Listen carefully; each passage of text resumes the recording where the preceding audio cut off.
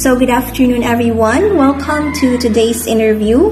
We have the privilege of speaking with Miss Kate Pauline Rosell, who has successfully passed the Licensure Examination for Teachers, or the LET. So this person's experiences and insights can provide valuable guidance for aspiring teachers who are preparing for this important examination. So through a series of 5 questions, we aim to delve into their journey, explore the strategies they employed, and gain valuable tips on how to navigate the LET examination successfully. So without further ado, let's begin the interview and uncover the wisdom of our guest who has triumphed over the LET. So first question. Okay, so for the first question, how did you pass the board exam? Well, for me, I passed the board exam because I have prepared myself long enough for such event. Like, I have attended a review from a review center, and that lasted for, I think, 5 months, but we only meet once a week. That's during Saturdays.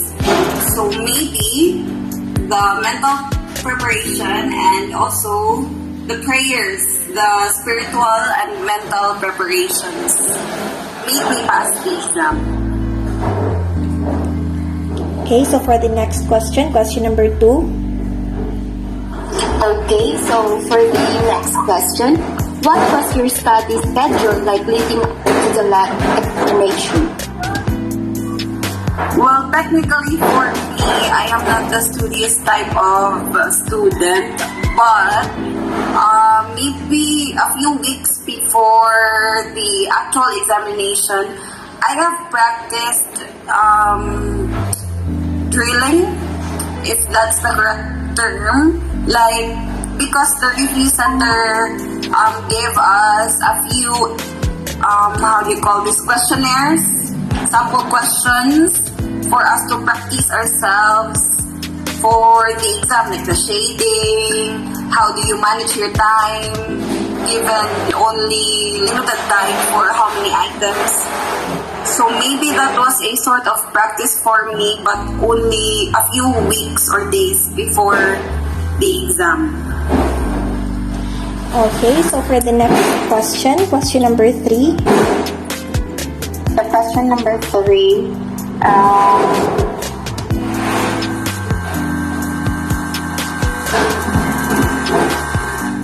the review period and on the day of the examination.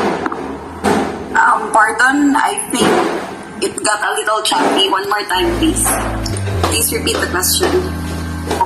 So here's the question. How do you manage stress and anxiety during review period and on the day of the examination? Well, I think it has something to do with how you handle the things that get into your mind. Because for me, I think it was more of a mind over matter thinking for me. Like, this is just an exam. Like, although of course it is a big exam, but I tried reminding myself that the exam is just one event in my life. It's like I am not allowing it to take my sanity away. So I had to control what goes into my mind and how long should it stay there. So I think that's it. Okay, so for the 4th question, were there any particular areas or subjects that you found especially challenging, and how did you overcome those challenges? Well, for me, ever since I was a student, math has really been challenging for me. But during the review, of course, they teach us how to get the answer right away. Like, for us not to take such a long time computing or maybe solving. And for me, it helped the techniques that they taught us. And that's how, maybe that's how I overcome it. But during our time, manjud, the exam didn't have much math questions. It was more of Rizal, which next to math is really quite hard for me.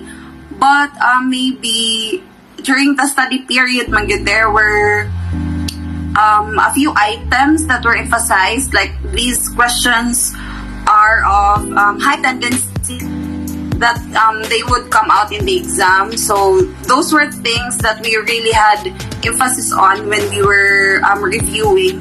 So during the exam, it was not that hard anymore because they already taught us. Okay, so now we have the last question.